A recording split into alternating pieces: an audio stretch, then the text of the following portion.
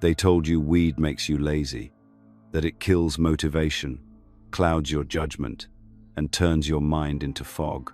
But what if that was the biggest lie of all? What if the plant you've been taught to dismiss, mock, or misuse was actually placed here to awaken you, not sedate you? See, cannabis wasn't meant to be smoked under fluorescent lights, scrolling endlessly through your feed. It was meant to be burned under starlight, in silence, in ceremony. This plant, misunderstood and misused by most, was once held as sacred by the ancients, a teacher, a messenger, a bridge to the divine. And tonight, we're going to show you how to use it the way it was meant to be used, not for escape, but for vision, not for numbness, but for awakening. The ritual of Thoth was never lost. It was hidden, until now. You've probably never questioned it. The way your body responds to cannabis, the softening of thought, the heightened awareness, the way time bends and colors shift. You might have called it a high, a buzz, a trip. But what if it's something else entirely?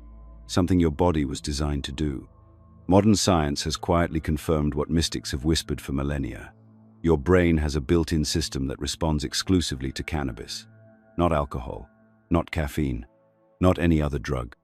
Just this plant. These are cannabinoid receptors, tiny molecular gateways spread throughout your brain and nervous system. And they're not an evolutionary fluke. They are precise, purposeful, like locks waiting for a sacred key. And cannabis is that key. Ask yourself, why would the body be wired to receive something the earth grows so naturally, so abundantly? Why would your mind bloom under its influence in the exact same ways that ancient texts describe enlightenment, divine vision, ego, death? The Vedas called cannabis Vajya, the conqueror of suffering. In Egypt, it was the green messenger. In the Bible, hidden in plain sight, it was part of the holy anointing oil. These weren't metaphors, they were instructions. Because this plant doesn't just alter perception, it removes the veil. But the world you were born into doesn't want veils removed. It prefers you comfortable, sedated, misinformed. So it told you cannabis was dangerous, useless, rebellious. It made stoners into jokes and sacred medicine into contraband. Not because the plant is weak, but because it's powerful. You weren't taught how to use it properly. Because if you were, you might start asking real questions about reality, about yourself, about what this world actually is, and why so many live asleep in it.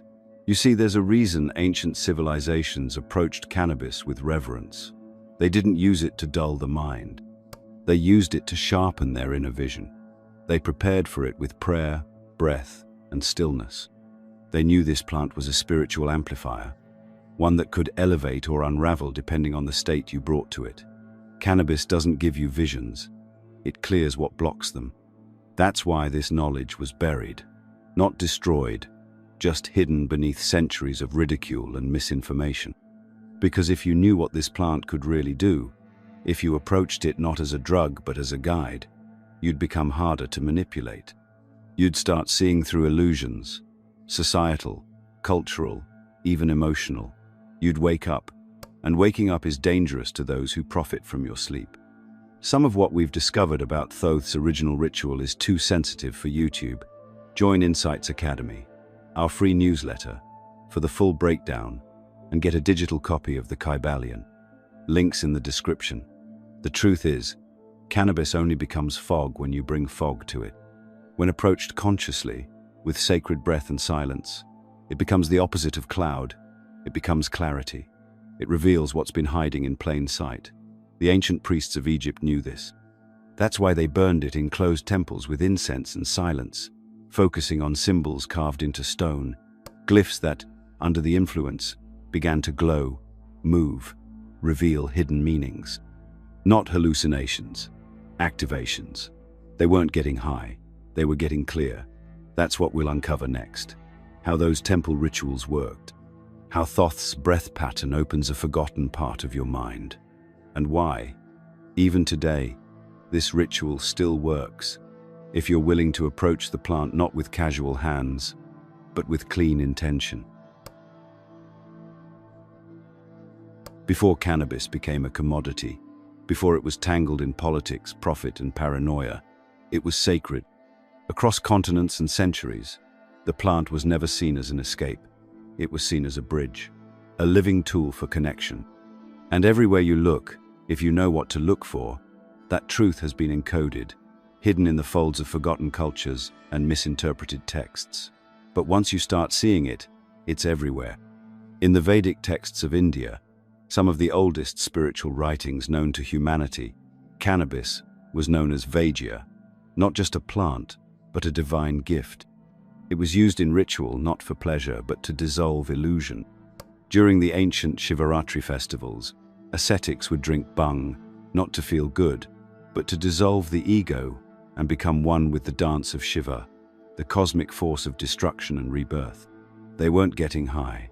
They were unbinding their identity, softening the rigid walls of me and mine, to feel what exists beyond thought. They were using cannabis to touch the divine. The same truths echo through the sands of ancient Egypt. In temple carvings, we see priests offering strange flowering plants beside the eye of Horus and lotus symbology. For years, these were dismissed as artistic flourish, but recent residue analysis from temple jars revealed traces of cannabis, mixed with blue lotus, frankincense, and myrrh. Not by accident, but by design. The smoke from this blend wasn't just aromatic, it was alchemical. The priests knew the right combination would create a psychoactive state unlike anything achievable through smoking alone. A state in which the Duet, the hidden realm between worlds, could be accessed. That realm wasn't some fantasy. It was their word for the space beyond form, beyond the physical, where the soul glimpses its own reflection, and where Thoth, the god of wisdom, was said to dwell. He wasn't just a myth, he was a symbol of inner knowledge, of the mind when it's quiet enough to receive. His so-called green messenger wasn't a metaphor. It was cannabis, a sacred ingredient in rituals meant to activate the eye of Horus, the third eye. The eye that doesn't just see reality, but sees through it. Even the Bible isn't free from this forgotten lineage. In Exodus 30:23, there's mention of Kane bosom, which many modern scholars now interpret as an early Hebrew reference to cannabis. It was mixed with olive oil and spices to create the holy anointing oil used by priests and prophets. This oil wasn't symbolic, it was transformational. Applied to the skin, inhaled through the air, it was meant to bring one into alignment with divine will, to open perception, to tune the soul. But somewhere along the way, this knowledge was buried, not erased, because the truth has a way of hiding in plain sight, but ignored, discredited, reframed. The church called it heresy. Governments called it criminal. Corporations called it unprofitable. And yet, it persisted, whispered, through generations. Hidden in folk traditions, in Rastafarian chants, in the quiet moments of seekers who discovered, even without a map, that cannabis could do more than numb. It could awaken. Think about that. Cultures with no contact, across thousands of miles and years, all stumbled upon the same truth, that this plant, when used with reverence, opens doors in the mind. It tunes you to frequencies just outside the reach of your default awareness. Not by magic, but by design. You've been taught that cannabis is a personal vice. But what if it's been a global sacrament all along? What if the real reason it's been suppressed isn't because it makes people lazy, but because it makes them question? Not docile, but aware. Because when you trace the lineage of sacred use, a pattern emerges. A plant used by priests, prophets, and sages, then later criminalized and mocked. A substance known to quiet the ego and awaken perception, banned in a world built on control, conformity, and blind productivity. This isn't just historical curiosity. It's a message. This plant wasn't made for profit. It was made for revelation. And those who remember that, who treat it with the respect it once commanded, can still access what the ancients knew. The lineage was never lost, just forgotten. Until now. There's a reason Thoth didn't hand this ritual to just anyone. There's a reason ancient priests spent years in training before ever touching the green smoke. Because the plant is only half the key. The other half, the part that's almost always forgotten, is breath. Not just breathing, but intentional breath. Patterned, rhythmic, directed like a current through the nervous system.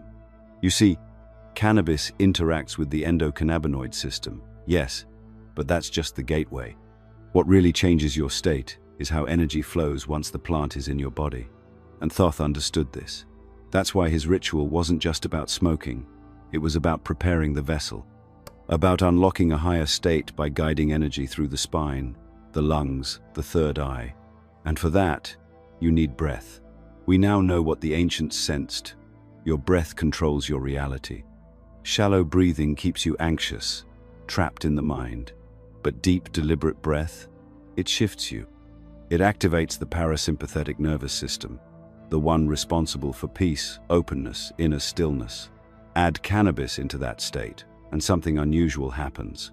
Not chaos, not confusion, but clarity. This is where the 7-breath activation begins. The ritual begins with silence. No lights, no distractions. Just you, your breath, and the green messenger. You don't rush into the smoke.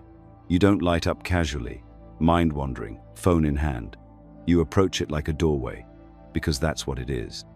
You sit in stillness, and you inhale deeply. Not the smoke, not yet, but air. You draw the breath in through the nose slowly, feeling it cool the nasal passages, expand the ribs, fill the belly. Then you hold, just for a second, long enough to notice the pause between input and release. And then you exhale slowly through the mouth, like fog rolling off a mountain. This breath pattern, slow inhale, brief hold, slow exhale, is done 7 times. Why 7? Because in the Egyptian spiritual system, 7 was the number of completion, of ascension. It aligns with the 7 energy centers, the 7 heavens, the 7 stages of alchemical transformation. And with each breath, something happens.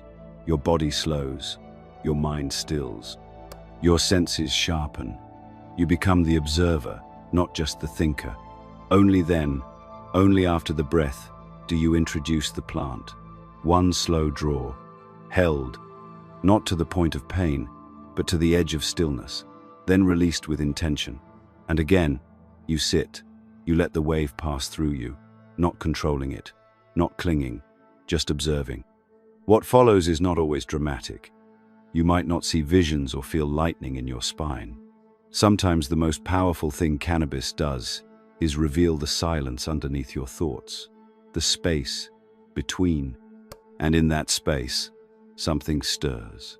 A memory, a knowing, a question you've been afraid to ask. This is where the eye of Horus begins to open. Not because the plant is magical, but because your system has been primed to receive. You are no longer using cannabis to escape. You are using it to remember. And when you combine sacred breath with conscious use, you become the temple. Your body becomes the altar. The smoke, the incense, the breath, the chant. This is why Thoth's ritual worked, and still works today, because it's not a recipe, it's a state, a way of approaching yourself and your consciousness with reverence instead of restlessness. Most people burn through the high looking for entertainment, but when you slow down, truly slow down, and enter with intention, something changes. The plant meets you differently. It doesn't flood you with distraction. It clears away what doesn't belong. And in that clarity, you see things you've long buried, not because they weren't there, but because you weren't ready. But readiness isn't about mastering the plant. It's about mastering the self. This ritual isn't complicated, but it demands sincerity, not performance, not perfection, just presence. It asks, will you show up for your own awakening? Or will you keep treating the sacred like something casual? Because the truth is, the plant remembers, and it responds to the energy you bring. Bring haste, you'll get confusion. Bring stillness, and it will open you. In the next section, We'll talk about what happens when the plant opens more than you expect, when visions become intense, or the veil gets thin, why some people see demons, and why, if that happens, it might be the most important lesson you'll ever receive. You've probably heard the stories. Someone tries cannabis for the first time, or maybe the 100th, and it hits different. The laughter fades, the music sounds strange, the room twists, and suddenly there's fear, panic, maybe even darkness. Some say they've seen things, felt watched, heard whispers, not the giggles and munchies people joke about, something deeper, something ancient, and they swear, "I saw a demon." But what if that wasn't a bad trip? What if that was the point? The ancients never used cannabis casually. They fasted before rituals. They prayed. They purified. Not because they were superstitious, but because they understood something we've forgotten. The plant doesn't show you what you want. It shows you what you need. And sometimes what you need is to meet your shadow. Every mystical tradition in the world, from Tibetan Buddhism to Amazonian shamanism, agrees on one thing. The world you see under altered states is not random. It reflects your inner world. Not always directly, not like a mirror, but like a dream shaped by your deepest truths and fears. The Tibetan Book of the Dead calls it the bardo, a place between death and rebirth where your mind manifests your attachments, regrets, your desires and fears, all at once. The Amazonian shamans say the spirits you meet on ayahuasca are drawn to your frequency. They're not outside you. They're echoes of what's unresolved within.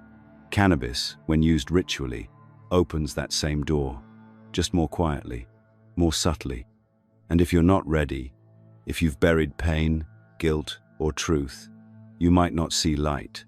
You might see everything you've avoided. Not because the plant is dark, but because you've turned away from the dark inside you. The demon isn't the enemy. It's the part of you that's been waiting to be seen. There's a reason some of the most profound spiritual initiations include confrontation with fear, because fear, unexamined, controls you. Fear rules your choices, poisons your relationships, whispers limitations into your dreams. But fear, when faced, becomes a door.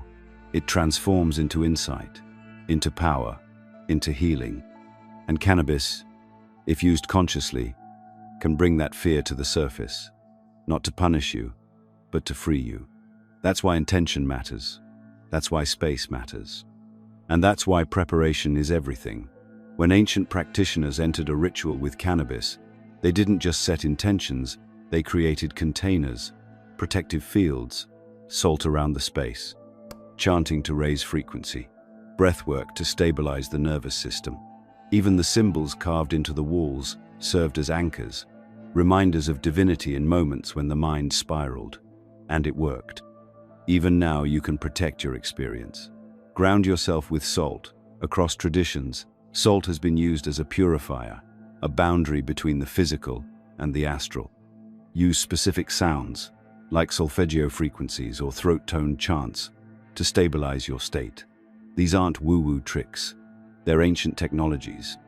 Tools the ego dismisses, but the soul remembers. If fear comes, don't run.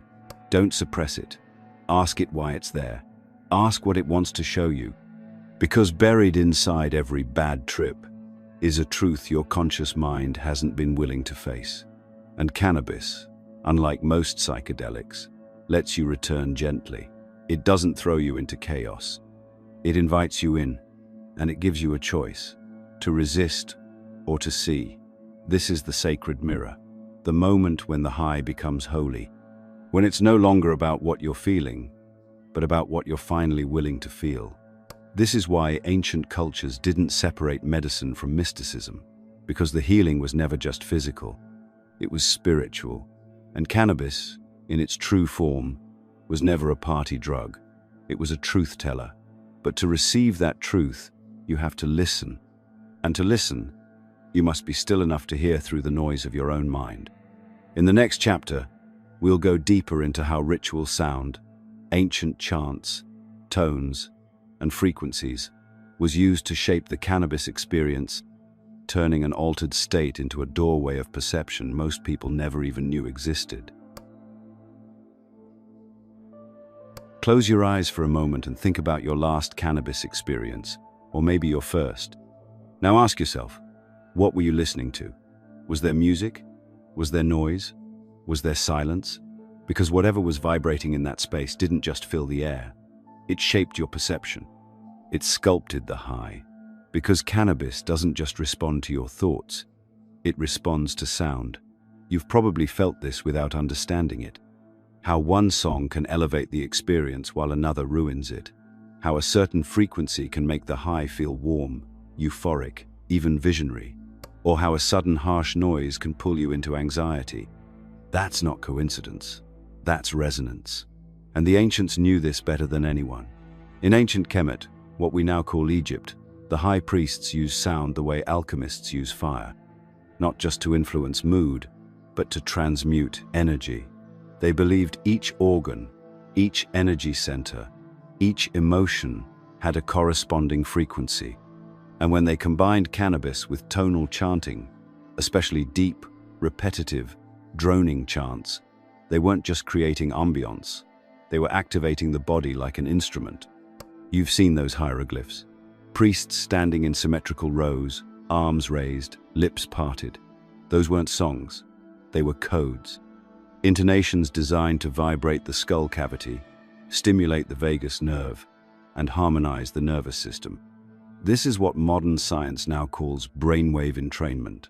Low, steady frequencies, especially in the 432 Hz to 528 Hz range, can slow the brain from beta, thinking, into alpha or theta, intuitive, trance-like states. And guess what? Cannabis accelerates this shift. Together, they don't just alter your mood, they rewire your perception. Take the Rastafarians, long mocked as just another stoner culture, but go deeper, and you'll see something much older at work.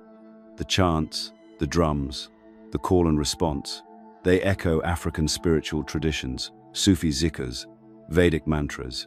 Each tone, each rhythm is intentional, not entertainment, ritual. The repetition of phrases like Jah Rastafari isn't just devotion, it's entrainment. The name, repeated, becomes a frequency, a tuning fork for consciousness. And under cannabis, that repetition becomes more than sound, it becomes structure, a way to ride the high instead of drown in it. Most people don't realize this. They treat cannabis like a solo act. But in truth, it's a duet, with breath, with space, and especially with sound. That's why random playlists often lead to fragmented trips. That's why silence, when sacred, can be more powerful than any song, because your mind, under cannabis, becomes porous. It absorbs everything. Every vibration becomes a suggestion. Every lyric, a spell.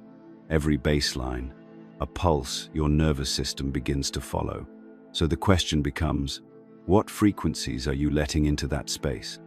Because if you want to use this plant the way Thoth did, not for escape, but for revelation, you must choose sound like you'd choose a guide, carefully, intentionally, with respect. That could be Gregorian chants. It could be throat singing. It could be solfeggio tones pulsing in 432 Hz, designed to harmonize with the natural frequency of the earth. The key isn't the genre, it's the energy. Sound must support stillness, not distract from it. It must hold space, not fill it. Cannabis doesn't bring you visions, it reveals the ones already there. But to see them clearly, the space must be clean, internally and externally. And sound is one of the most powerful tools for cleaning that space, for stabilizing the journey, for guiding the mind where it's never dared go. That's why when the priests of Thoth lit the sacred incense and inhaled the green smoke, they didn't speak. They chanted. They hummed. They became instruments of vibration because they understood. Cannabis opens the door, but sound decides what walks through it. And now that knowledge is returning, in the next part, we'll explore the greatest misunderstanding of all, why most people use cannabis casually, and why intention is the one thing that determines whether the plant heals you or tests you. Most people think cannabis is harmless when used casually, a way to unwind, to relax, to laugh at things that don't matter. And for some, maybe it is. But that's only the surface. Beneath that haze of giggles and cravings lies something deeper, something ancient. And if you approach it the wrong way, the plant doesn't just become less effective, it becomes distorted. Cannabis is not neutral. It amplifies, it reflects, it reveals. And what it reveals depends entirely on how you enter the space. That's why ancient cultures didn't use it every day, in every mood, for any reason. They treated it like fire, capable of warming or burning, depending on how it's handled. The mistake modern users make isn't just overuse, it's disrespect. Not in a moral sense, but in a metaphysical one. You are inviting a spiritual technology into your body, into your mind, into your energy field. And doing so without intention is like opening a portal with no protection. This is why some people spiral into paranoia, apathy, or addiction. Not because cannabis is evil, but because it was approached like a toy, not a tool. Imagine using a scalpel as a spoon. That's what happens when people smoke. To numb, to distract, to avoid. Cannabis isn't here to erase pain. It's here to teach you through it. It doesn't make your problems go away. It makes you feel them differently, more clearly, until you see the patterns underneath. And if you're not prepared to face those patterns, the high turns heavy. The ancients knew this. That's why before any ritual involving cannabis, there were preparations, fasting, bathing, silence, not superstition, but purification. The shamans of South America cleansed their bodies before ceremony not to look holy, but to clear energetic residue, to make the vessel clean enough to receive real insight. Thoth's priests did the same. They understood that the state of your body changes the state of your perception, that the plant doesn't work in isolation, it works through your vessel. And if your vessel is cluttered, agitated, fearful, or scattered, the experience will be, too. But when you approach it with clarity, with purpose, something else happens. The smoke doesn't cloud your thoughts, it parts them. The high doesn't spiral, it ascends. The messages become clear, the body becomes light, the mind becomes still, and the vision becomes undeniable. So ask yourself this: when you use cannabis, what energy are you bringing? Are you seeking truth or escape? Are you asking a question or trying to silence the ones already inside you? Because the plant will meet you exactly where you are, but it will always ask you to go further. Tonight, if you feel called, don't just light up. Sit down, breathe, ask the question aloud: what do I need to see? Then listen, not with your ears, but with your body. You may not get words, you may get images, feelings, a sense of something unfinished asking to be resolved. That's the ritual beginning. That's the plant doing its true work, not as a drug, but as a guide. It's not about how much you smoke, it's about how deeply you listen.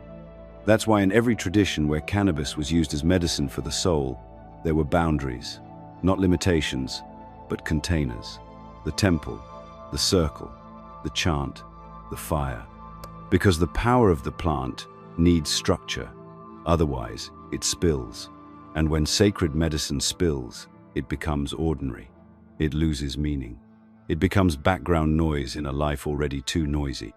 So the next time you reach for cannabis, stop and ask yourself, am I stepping into the temple, or am I just lighting a fuse? The answer will shape everything that follows.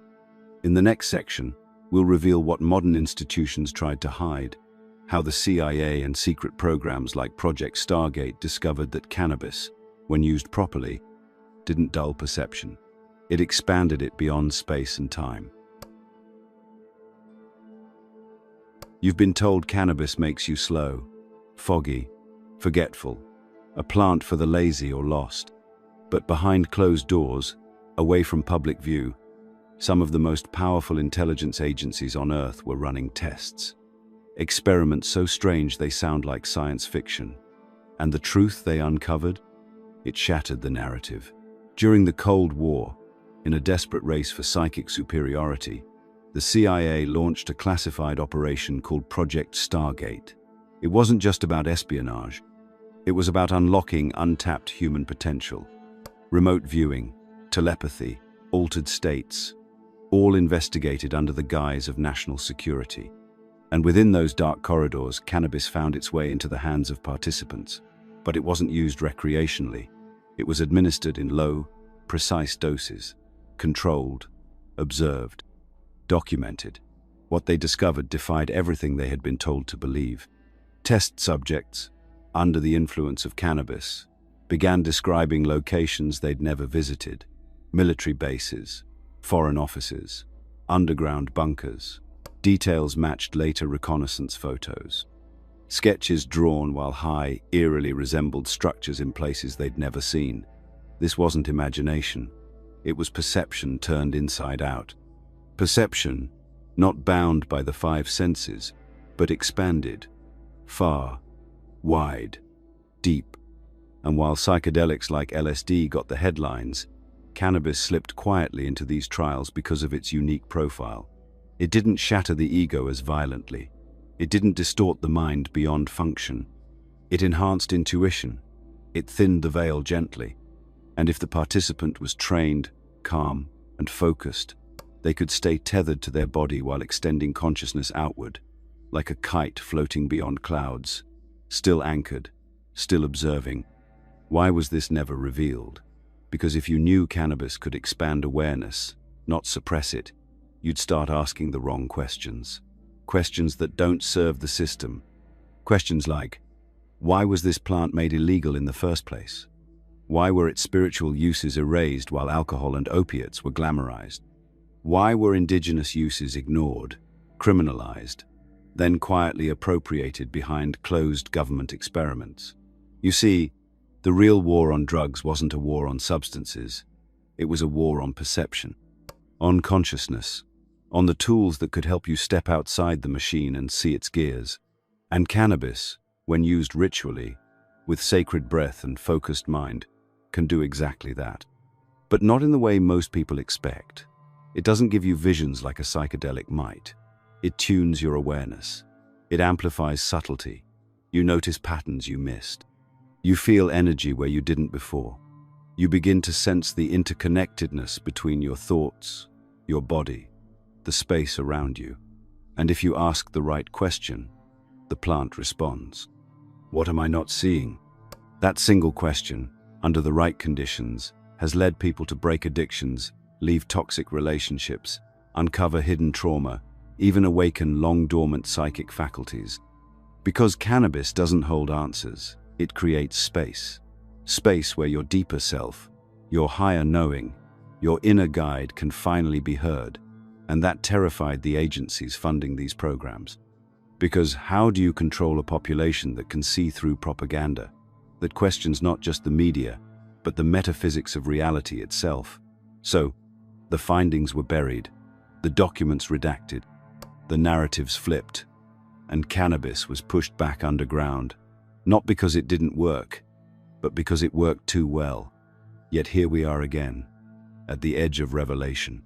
The knowledge is resurfacing, and this time it's not locked in a lab. It's in your hands. The ritual isn't hidden. The breath is free. The plant still grows. And the door, it's still open. In the next part, we'll explore the ancient origins of this sacred usage. From Egypt to the Vedas to the Bible, cannabis has always been a tool of revelation. And we'll show how its modern perception is the greatest disinformation campaign never fully questioned. Until now. Before the leaf was criminalized, before the stoner jokes, the propaganda films, the war on drugs, before the police raids and prison sentences, cannabis had another name: sacrament. Not in one culture, not in one religion, but in almost every ancient tradition spanning continents and centuries. It was never meant to be consumed mindlessly in alleyways or behind closed doors. It was burned in temples, infused in oils, brewed in sacred teas, not to numb the mind, but to awaken it. In ancient India, The Vedas, some of the oldest sacred texts known to humanity, called cannabis Vijaya, meaning victory. It was known as one of Shiva's favorite herbs, used to conquer suffering and elevate consciousness. The Atharva Veda listed it among the 5 most sacred plants on earth, and it was often mixed with milk and spices to create a drink called bhang, consumed not for escape, but for union with the divine. There was no shame attached to it, only reverence. Across the sea, the ancient Egyptians had their own rituals. Cannabis was ground into incense and burned in temples dedicated to Thoth, the god of wisdom, magic, and writing. He was said to have received divine visions, communicated with higher realms, and guided souls through the Duet, the Egyptian underworld. Temple carvings show priests holding strange, flowering plants beside braziers, the smoke curling into sacred spaces where chants were sung and stars were studied. These weren't metaphors, they were instructions. And then there's the Bible. Yes, the same holy book, so often weaponized to demonize cannabis, actually contains its hidden history. In Exodus 30:23, God instructs Moses to create a holy anointing oil using cannabis, a mysterious Hebrew term that scholars have now connected directly to cannabis. The oil was used to anoint priests, prophets, and kings, to prepare the body as a vessel for the spirit. You weren't holy without it. You were activated by it. Somehow, all of that was erased. Centuries of colonization, cultural erasure, and institutional control rewrote the narrative. Cannabis was no longer sacred. It was sinful. The church, the state, the academy, all had a vested interest in making sure this plant's power was forgotten. Because if the masses knew they could access insight, vision, and peace without hierarchy or permission, they'd stop looking outside themselves for authority. They'd go inward. And inward is the one place systems of control can't follow. What was once a global sacrament became a silent rebellion. And yet, the wisdom never fully died. It hid in symbols, in stories, in underground rituals passed quietly from seeker to seeker. And now, it's resurfacing. Not in labs, not in governments, but through people like you, curious, questioning, and ready to remember what you were never meant to forget. Because cannabis is not just a plant, it is a bridge between hemispheres of the brain, between dimensions of reality, between the self you were told to be and the one you truly are. And when used with reverence, it doesn't just alter your mind, it reintroduces you to your soul. But reverence requires more than knowledge. It requires embodiment, intention, the willingness to treat your own mind as sacred ground. And as we reach the end of this journey, remember, what you've been told about cannabis is a story designed to limit you. But now that you've seen behind the curtain, you hold the pen. You get to write the next chapter. In the final part, we'll show you how to bring everything together. The breath, the sound, the setting, and the question into a single ritual you can use tonight. Because awakening doesn't happen in theory, it happens in practice. Tonight, the veil is thin, not just metaphorically, but energetically. The ancients believed certain nights, especially those under specific lunar alignments, hold more charge, more openness. And when you pair that openness with intention, breath, and the right tool, something unlocks. That tool, for many of them, was cannabis, but not in the way most people imagine. This isn't about rolling a joint and scrolling through your phone. It's not about escaping reality. It's about entering it more fully. Tonight, if you choose, can be a portal. But like all portals, it requires a key. The key is presence, preparation, a willingness to see without distortion. This is the ritual that Thoth's temple initiates would have recognized, not in name, but in rhythm, in spirit, in stillness. A process of awakening that starts not in the smoke, but in the breath. The 7 breath activation isn't complicated, but it is powerful. With each breath, you're not just inhaling oxygen, you're signaling to your nervous system that something different is happening, that this moment is sacred, that this isn't about getting high, it's about getting aligned. Breathe in slowly through the nose. Hold. Exhale gently through the mouth. Again and again. 7 times. Let your shoulders drop. Let your thoughts slow. With each breath, the chatter fades. The static clears. The body settles. Only then should you light the herb. Use less than you think you need.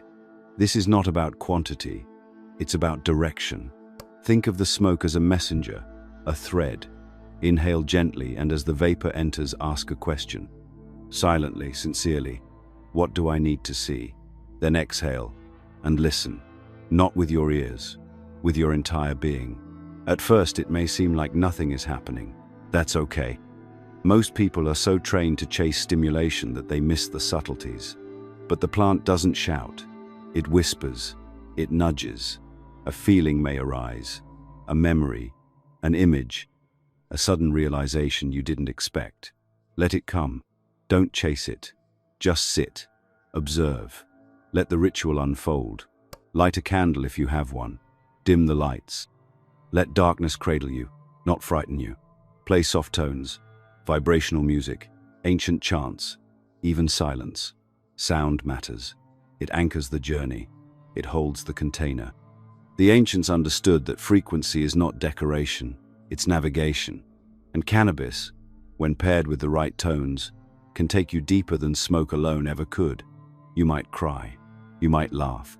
You might feel like you've entered a dream within a dream. Let it be what it is. Don't try to shape it. The ritual doesn't respond to control. It responds to surrender. And when it's done, when the visions fade and the breath returns, sit a little longer. Journal. Stretch. Thank the plant. Out loud. This simple act seals the space. It reminds your psyche that what just happened was real, valuable, sacred, because without reverence, all rituals become routines. But with reverence, even the smallest act becomes a doorway. What you saw, felt, remembered, or realized tonight wasn't just random. It was meant for you, not as entertainment, not as escape, but as a key to a deeper version of you that's been waiting patiently to be remembered. The cannabis plant didn't put that wisdom there. It helped you uncover what was already inside. And that's the point. This ritual isn't about the plant. It's about your awakening. Cannabis is just one path, one tool. But when used with humility, precision, and intention, it becomes a mirror to the soul. And once you see clearly, you can't unsee. The world doesn't change, but how you walk through it does. If you never touch the plant again, let this night be the one that reminded you of your power to choose, to see, to shift. And if you do continue walking with the green messenger, let it always be with care, with breath, with a question, because that's what keeps the ritual alive. If tonight's ritual stirs something in you, don't stop here. Join Insights Academy, our free newsletter, where we go far deeper than we're allowed to in public. You'll receive your free copy of the Kabbalion, but more than that, you'll join a growing movement of minds reclaiming tools of truth that were never meant to be forgotten. And if this video resonated with you, let us know by commenting, "I understood it."